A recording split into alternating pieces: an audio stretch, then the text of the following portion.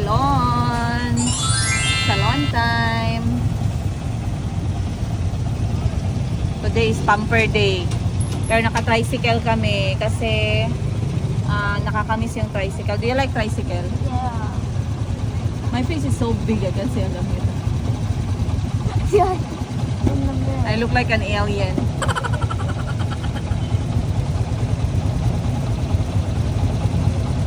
Buti hindi masyadong mainit ngayon and hindi masyadong traffic. Pero time check, alas 10 na ng umaga.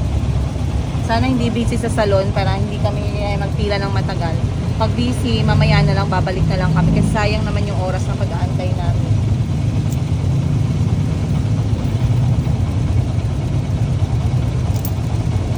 Pamasahin namin guys. 20 pesos kami kada isa. So that's 40 pesos.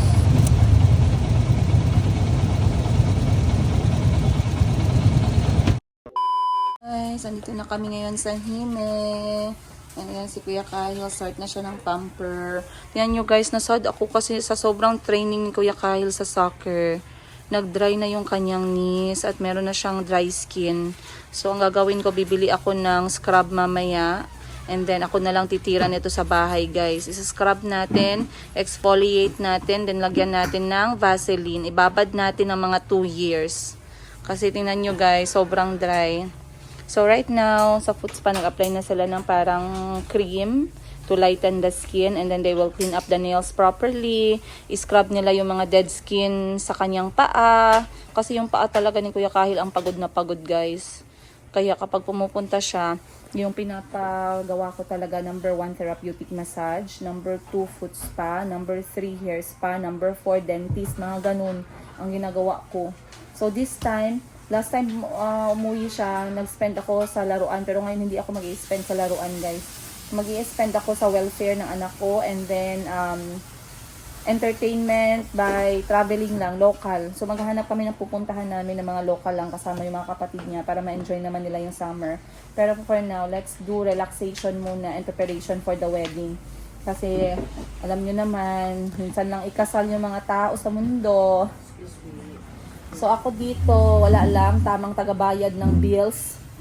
Kung anak, ang tagal mo naman anak maging professional soccer player. Oy, para ako naman yung magbuhay buhay prinsesa. Prinsesa. Pero ako din guys, it's time for me to take care of my hair na din. It's time for a treatment kasi sobrang dry na ng buhok ko and to refresh the color as well. Iniisip ko kanina magpa-ginger hair pero parang alanganin yung aking hairstylist. Sabi niya, parang hindi nakapasa yung choice ko. So, we will do that, the decision mamaya kapag hindi na siya busy. Pero sa ngayon, pupunta muna siguro ako dun sa grocery kasi may isang item ako na kailangan ko sa laundry shop. 3 days na kaming wala nitong item na to. Sayang naman yung benta. Pahanapin ko dun guys. Ito yung Zonrox Color Safe. Akala mo kung anong bibilhin? Zonrox Color Safe pa. Naubusan kasi kami sa KCC. Wala na din sa SM. Last time, wala din sa Fitmart. Pero titingnan natin ngayon. And then, hahanap ako ng body scrub para sa anak ko. Para maalagaan ko naman siya mamaya pagdating namin sa bahay. Hinaantay siya ng mga kapatid niya. So, if we are done by 12, then he will go home. Ako naman ay mag-aasikaso sa aking tindahan. At i-check ko na kung gano'n nakalaki yung improvement dun sa lilipatan natin. But anyway, guys, I'll see you. So this episode will be transformation for Kahil kasi may hair spa din siya. I-deep condition yung kanyang buhok and then babawasan yung mga ends and ipo-form yung hair. Of course, walang iba kundi si Sir Alfred ng Hime Salon. Hi ka naman dito, sir. Only Sir Alfred of Hime Salon touches our hair. Wala nang iba, guys. Simulat sa pool dito na talaga ako nagpapa-rescue sa mga katarantaduhan ko sa buhok ko. So kung tinatanong niyo kung nasaan to, this is located in General Santos City kung saan kami nakatira, just in front of Fitmart. Nasa harapan lang siya ng Fitmart or etong mga tindahan nakatabi ng Fitmart. Hi girl, I miss you. Ayan. So anyway, nag-iisa lang guys, Hime Salon. You will see it there. And you can do a lot of services here. Dito ako may sugat siya konti ate. Meron dito sila nagpapagawa ng buhok, nagpapakulay. Si Ma'am Sheena din. Ma'am Sheena also likes doing her hair from here. kasi nagustuhan niya kung paano maghawak si Sir Alfred ng buhok during the haircut. So, she never went to other salon na after that. Yun lang guys. Punta muna tayong Fitmart. Check natin yung aking bibilhin. Let's go. Guys, time check natin. Alas 12 na. In punto. And Kahil is doing hair treatment. Mainit. Para matanggal yung kanyang buhok and deep conditioner. Kasi nga sobrang dry. So we are very fortunate kasi dito pala sa Hime Salon guys, they know how to take care of curly hair. Kasi talagang kailangan ng pagmamahal ng kanyang kulot na buhok once in a while. So binilhan ko na lang siya ng lunch. Yummy? Hold it. But it's very hot. Binilhan ko na lang siya ng lunch kasi parang matagalan pa siya dito. Kain ka na. Gani, duwa man to ka brand. Karaog ka tong isa. Naa siya. May na lang. Pwede dahil baking soda sa hair, no? Yung napabili kasi si Sir Alfred, guys, ng baking soda. Gagamitin niya daw for deep cleaning ng kanyang scalp. Okay. Then, after ng kanyang hair treatment, Kuya Kahil, Sir Alfred will put back shape sa kanyang buhok. Kasi guys, hindi basta-basta magpagupit ng kulot na buhok. Hindi marami yung mga salon na marunong mag-handle ng curly hair. Yun yung isa sa pinakamalaking challenge. So, pag mali kasi yung pagkagupit ng curly hair, pangit talaga tingnan. So, dapat marunong yung mag-handle. Ayan. Kaya hindi ko masyado din pinapagalaw yung buhok ni Kuya Kahil. Lalo pat hindi ko kilala yung magupit. Kaya naku, problema yan mamaya. Kasi Kahil naman gusto niya yung hair niya na long ba. So, ako'y manananghalian na din habang inaantay ko siya. Labas muna, kain muna ako guys. I'll see you shortly. Kain muna ako, be. Thank you, Sir Alfred. Say thank you, nag-thank you ka. Okay, dito kami guys sa Hime Salon. Come here. So, si Sir Alfred na gumawa ng aking trabaho na kinakainisan ko dahil iyak ng iyak yung anak ko. Yan natin, come here. So, nag-deep condition si Sir. At saka, nag-deep cleaning din sa scalp, sa hair, and then tinanggal din yung buhol. Yay! Ayun, natanggal ang mga buhol, guys. Wala na yung mga buhol, kita nyo naman. Yan. Kasi kanina. Mamaya, siguro. Huh? Mamaya. I don't understand. Later. What do you mean by later? And then, nag-cut na din ng mga ano niya dito, ng line sa gilid. Then, binawasan na yung hair niya ng konti. Okay. Are you happy with that? Yeah. Feeling good? Feeling clean? Okay. Next on the list na tayo. Let's go get your shoes for soccer. Okay? Okay. Bye-bye, ma'am. Say bye-bye. Bye. Sa shop? Mayumi. Ay, dito. Tanong tayo dito. Be careful ka, mahulog ka, ha? Did I buy you the right slipper? Yeah. Ayo, gang na may mga soccer shoes. Wala. May ngani ba? Wala. Okay, sige. Thank you. Wow, you should look for shoes for your sister. This is so cute. Come, let's go check out the other places. This is cute for Colby. Hanap lang kami ng... how about this? For Mayumi. That's so cute. And this one, Don't pink. they look a bit too small for her? Yeah, because she's a small girl. Let's go the other side. Dito na lang, oh. Hanap tayo dito ng soccer shoes ni Kuya Kahil kasi biglang mayroong nag-invite sa kanya maglaro and wala siyang dalang sapatos. Gang, meron kayong soccer shoes? Soccer. Size, 37? Unsa lang di ay size? 10? Oh, naman konta. Namoy soccer shoes, gang? 37? Dong, atay. Usap. Soccer shoes. Wala futsal na daw mo. Unsang futsal? Hanap lang kami dito ng sapatos. Kasi konti na lang talaga yung oras namin. Wala na akong time pumunta ng mall. So, next time na lang kami mag-check sa mall after nitong training niya. So, ngayon is, ano lang naman siya, parang try out practice lang. So, at least meron lang siyang gagamitin kasi wala din kaming dalang sapatos. Ganda naman itong Vans na shoes. Si Mayumi kailangan ng walking shoes. Hanap tayo dito ng something cute. Wow! Ganito kaliit ang paa ni Mayumi. Oh, mas malaki pa nga ito eh. Oy! A bit too big? How about when you put on socks? Okay. Kahil is getting tired, guys. The heat is too much. But it has been a productive day. Sadly, wala kami nakitang soccer shoes kasi soccer is not quite common dito sa Pilipinas, let alone General Santos City. So looking for shoes is very tricky. We found some but they are 5,000 pesos each. Wala sa ukay-ukay and the sizes are too big. So now we ended up borrowing from a friend, which is still not the correct size but we will still try. So mamaya pag lumipad yung sapatos, alam niyo na yung reason. But first, let's go to check on Kahil's clothes na susuotin niya for the wedding of Madam Tengives. So Kahil will also pass the aisle. Kaya kukuha lang tayo ng susuotin niya, guys. Let's go. Dito na tayo sa E&B Gowns Rental. Pasok lang tayo sa gate. Ano ba yan? Let's go, Kahil. Okay. So, dito tayo, guys. Hello! Hello, ma'am. Si Ma'am Glory nag-message. Pang lalaki, pang bata. Pang lalaki nga ano. Meron pa.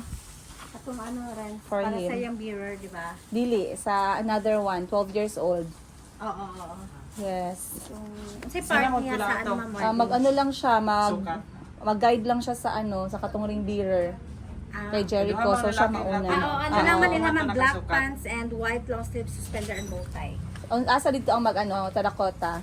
Ma'am? Asa ang terracotta atong color ang bow tie? Oo, bow tie, ano siya? Rest orange. Rest orange. Magsukat lang siya or naana? Na ano, ma'am? Okay, come Kyle. Wait, try your clothes. So let's try your clothes and then we shall see what can fit you. Ano nangyari? Masakit? Ma'am? Ha? Sige, ma'am. Sakit saan? Banda? Ano I masakit? think my shoes are size 6, mom, not 7. Okay, don't worry about it. Come and sit here. Regardless size 6 or size 7, mahirap pa din hanapin. So, yan. So, dapat si Kuya Kahil, guys, wala naman siyang special talaga na part for the wedding. Pero ang gagawin niya, mag-guide siya kay Kuya Jericho kasi si Kuya Jericho ay ring bearer. So, para alam ni Kuya Jericho kung saan pupunta, si Kuya Kahil yung maglalakad before him. And, ang dami kong kailangan gawin. Nagme-message na sila Madam Tengives kasi we have our final practice na yun for the blocking and polishing of the dance. Tapos, guys, ang dami ko pang nagpapakananay. Pagani ako gina-message nila ako, guys. Sabi ko, hindi pa gani ako available. Pagupit pa ako sa anak ko. Nagpa-foot spa pa siya, nagpa-dentist pa siya. Tapos may mapasukat pa siya ng damit. Tapos may schedule pa siya sa soccer. Ang hirap talaga maging inahing manok. Dami naming role no. Yung sabi ko sa inyo mga nanay, more than ano siya. Ang nanay daw, parang meron kang trabaho na 3 full-time job. And that is true. But excuse me, go move there, love. So, sukat lang tayo ng damit niya and then pwede na tayong magpunta sa may soccer field. Drain na ako, guys. Kaya pag nakita niyo na mag-comment kayo, nalaspag na ako, madam, nalaspag ka na, madam, ano nangyari, madam, na-stress ka na. Ay, normal lang yan, guys. Kaya hindi man tayo, manikin, na kahit painitan mo, maganda pa rin, sexy pa rin. So, nalalaspag nga yung manikin eh. Pag overuse, tayo pa kaya. Pag ganun ang buhay natin. Okay lang yan kasi role natin yan as nanay.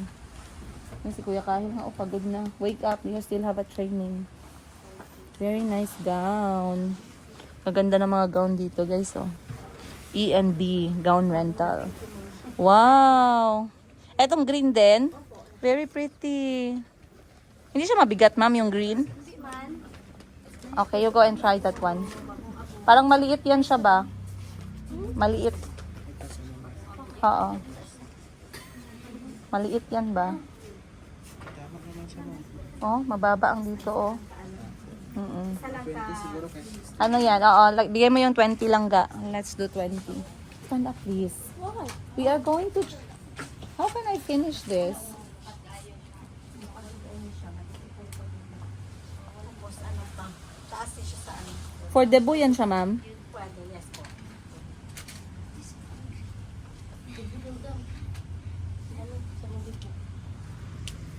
A few moments. Here with Kahil. 29. Why 29? We borrowed shoes na lang, guys, from Clint. Anak ni Ma'am Princess of Hime Salon. Shout out, maraming salamat. Kuya Clint is 12 years old pero matangkad. Ayan si Kuya Clint, say hi. Your mom is always watching ba ya? Kuya Clint, 12 but he's very tall. Bakit tall ka, kuya? Si mama mo or si daddy mo? Ah, lolo. Kaya pala sabi ni Kahil, he's 12 but his size of feet is already 8? I like to swap my height with him. 9? Oh my gosh, That's Clint. my old shoes, bro. Hala ka, Clint. Ang laki ng paa ni Clint. Okay, papunta na daw si mami mo eh. Etong iba, anong edad nila? Mga 13 lang rin po. 13. Gaano ka nakatagal nag-train, kuya? Since you were? Grade 5. You know, kuya, Clint is, Started grade 5. yeah, 10 years old. And he's playing a lot of tournament. Oh, put your shoes on properly. Wow. I started age 3. I want to start the same age as him. Buti na lang nakahiram kami, guys. So, dito tayo mag-warm up ngayon. Para makita natin. No, Clint is waiting for you. Faster a bit.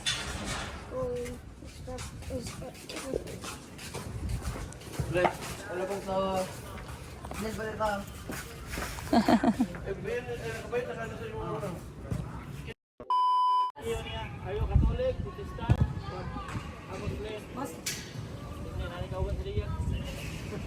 Ayan na si Kuya Kahil. So excited.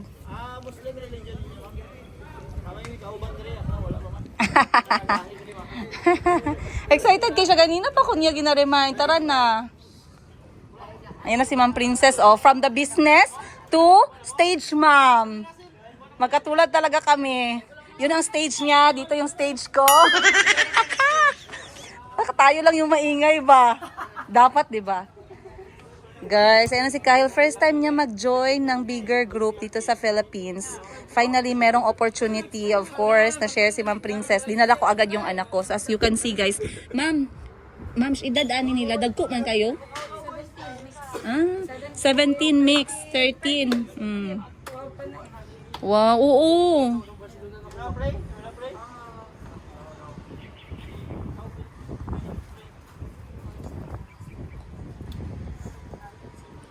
Na-prayer na sila. Galing ah. Nice, nice. Very nice. Si Kahil nyo guys, hindi matangkad ah. 12 years old. Pero may mga bata din naman kasi nakaedad niya 12. Merong 13.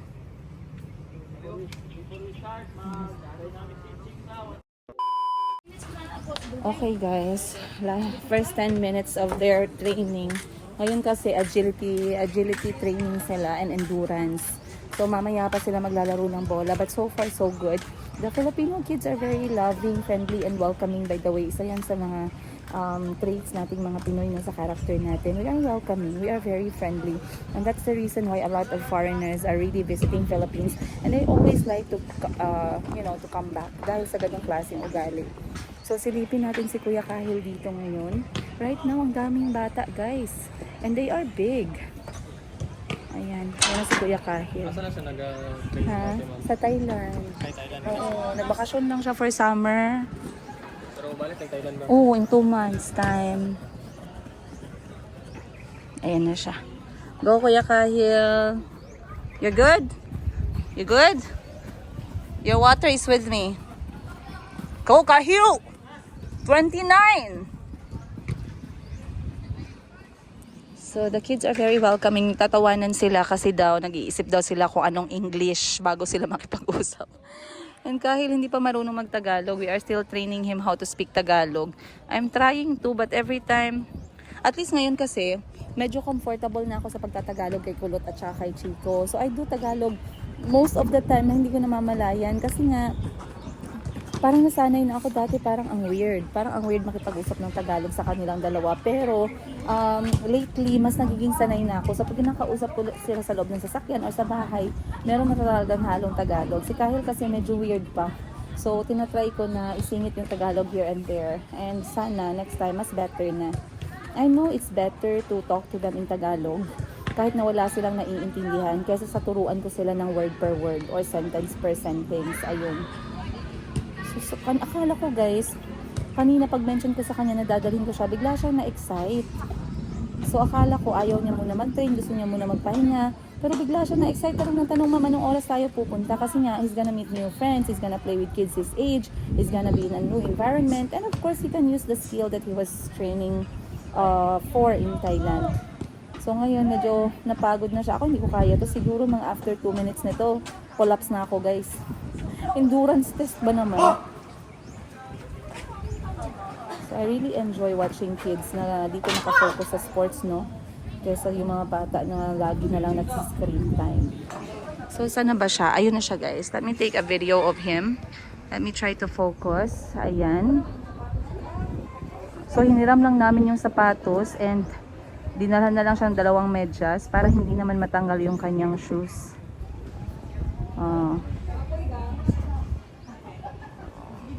Ma'am, di ba papakita mo si Kuya Tato, ma'am? Uy, pas ani gud man ko nga nag-training sila.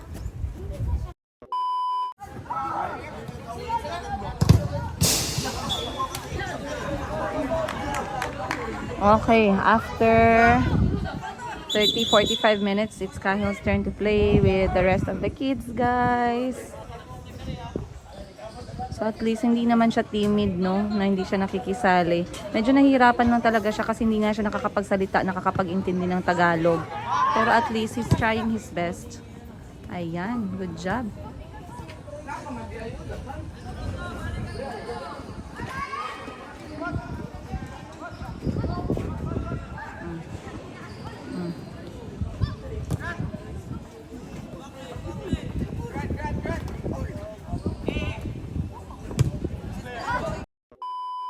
Guys, pagkatapos ko magnanay-nanay na buhay ng aking mundo guys, ngayon naman ay andito na ako as kapatid dahil nagkaroon kami ng pagkikita-kita, tas ang instruction nila magdala ng inyong color of merienda. So sabi ko, red is my color for the snack, so I brought them pinaka-sosyal, watermelon. Si Madam Ten gives yellow. Anong dala mo na yellow? Saging. Saging. Tapos yung ibang kapatid ko guys, mga bingi. Hindi sila nagdala ng kanilang mga merienda. Ha? Ay, lama. Hindi, oy, okay na yan siya. Ayan, guys. So, mag-practice muna kami kasi nandyan si Coach Kyle. We will practice our dance kasi mag-blocking na kami. Ayan, o, yellow mo. Wow. Mag-blocking na kami, tsaka mag-polishing, and then kakain na kami, guys. So, practice muna ako, ha, para perfect. Hindi tayo ma-okray ni Host Cherry, guys. Eternity later. Kain tayo. Ang tagal namin hindi nakita, guys. Kasi I was away from Canada. I was away from Canada, ano daw? Manyang cheesy. Wow. Yes, mami. Ang sarap. Pakita din niya sandal, oy. Wow, ganda naman yan, oy. Be? Ang puti naman ng mga paa, oy. Ate Ashley. The eldest. Wow. Ganda ng shoes mo. The only thing I know how to walk is a motorcycle. Kita ni mamang preno ko, I-play dara, i-play. So, kain na tayo, guys. Dito tayo kay Boss Jerry. YouTube yan. At saka kay Madam Ten Gives. Ulam of the night, adobong pusit. Seafood kami ngayon. Seafood with the best food in the land. The chicken feet. Adidas. That's your opinion, not a fact. And this one. Cheesy. Palitag ko. Cheesy tahong. Kain na tayo, guys. Palitag ko. Pakita na ba natin yung kasal mo? Ay, yung prenup, hindi pa. Di pa. Okay, hindi ito daw muna ipakita. Kain muna tayo guys kasi di paningot ako dun sa 30 minutes namin na routine for the wedding. Grabe yung sayaw namin guys, mas mahaba pa kaysa sa sa programa ng kasal. Nabasa ako ng pawis. Kasi kain ma. Kaon. Boss. Say ka. A few moments later. You try to suck it from the bottom. From the bottom, yeah, and then you do it again from the top. Stronger. Okay, change a new one. Change a new one. I think I got it. Kumakain siya ng suso, guys. Sinatry niya. Ito suso. Itong suso kasi na to. Wow, Kahi, wait. I want to see it. Wow. Good job, love. You like it, anak? So, ito kasi si Papa nagturo sa amin Anti-cancer. kung paano kainin. Ito yung bagongon. Kabalo mo ang anti-cancer. Kaya Anti-cancer. mga lungs, ma-exercise. Kaso mainit tayo lang cancer. Pag-subsub din mo, amoy ihi. Saan pag-subsub na ipangagmang, tabunan. Mo na mo di magkaon si Jerry kay mo na na ingon. Agata ka lang dahil ko itong preno. Lagi mo kayo kamera nyo. Lagi yung kamera anak, be. As in, super. Ini siya bien. Ini siya bien. Ang pag-download na itawi. Parang ito na lang yung mahalikan natin, guys. Yung suso na lang. Gidownload niya ang mag copy. Dili, i-download sa mo siya. Pangit ba ni? Okay. Mas kaya ko. Ano pangit? Basi pangit ang Sala kasi niya ang pasiwa ko sa inyo. Tapos i-ask na to. Pwede pa man ka mag-ingon. Nga, dili kayo bright ang color. Pwede, Pwede pa man ka mag-comment. Daniel, finish your food. It's not finished. Dahil Ani kini siya sis mo. Dahil you need food. Good, ang soldier. I'm already happier than anyone in this school. Sige daw, next time you got a detail. What's a detail? Ah? What's a detail? Detail. Detail. Next time if you eat just only what you can finish. No, you will eat that. Kaya mo yan, maliit lang yan. Ba't di na-throw food, ha? Daw, sino ang may pinakamaganda magsup-sup dito? Ikaw, Be. Sige, ikaw, entry mo. Pinakamaganda magsup-sup ng bagongon. Entry number, dito ka harap, huwag ka madaya. Okay, entry number 1. Sup-supin mo, girl. Kuha agad, sa 1 take lang. Ikaw, Ma'am Sheena. Sup-supin mo ang bagongon. Ang sakot niyan, masikreto yan siya para Sige, mabilis. go. Lagyan nyo ng tubig. Sabaw. Aha, tapos. Sipsipin nyo sa dulo. Aha. And then, pinabigla. Take 2. Yan. Iba-ibang Out na ways ng siya. pagsup-sup ng bagongon. Okay, Madam Tan gives turn. Your turn, Madam. Ito. Pinadulit ka. Make it good. My butt. Subsubin ng bat. Aha. And Then then, you subsub here at the top. With all your power. Anti-cancer. Talaga ba?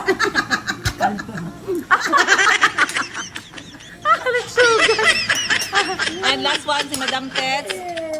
Pilihan na. Saman. Ay, saman. Di siya pwede ano daw sa budista. Di ba di sa sir? Say mo, uy. A few moments. How about Mayumi? Mayumi not having donut. Then, Maybe we want the orange one. thank you. Say thank you, Tita Janice. Thank you, Tita Janice. Which flavor did you choose? Oreo. Oreo, you? Oreo. Chocolate. For you, No, chocolate. For Kahil? Bavarian. Where's Bavarian? Yan. How about Auntie? Let Auntie choose too. Auntie, want some donut? Mayumi. What did Mayumi eat, ma?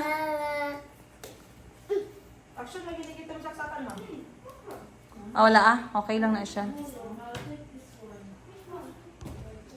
How was your day? What did you do? Sorry, Kyle did not go home at lunchtime Hi. because someone invited him to play soccer. So he played with them. No, thank you. I'm sorry. That's not fair. No, because I did not know we're going there. It's quite far from the house, so I just let him play. It's for big boys, not for small boys. When I grow up, I'm gonna go to the golf without you, and I'll go only with Chico. Anak, not all the time. I can go with you. You have to understand. Ginagamit ko pa.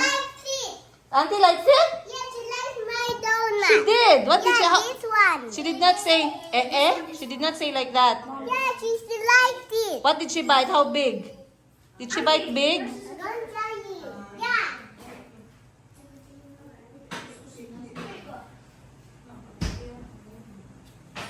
Chico is so funny. Chacha bebe. She liked it. Wow, she likes your donut.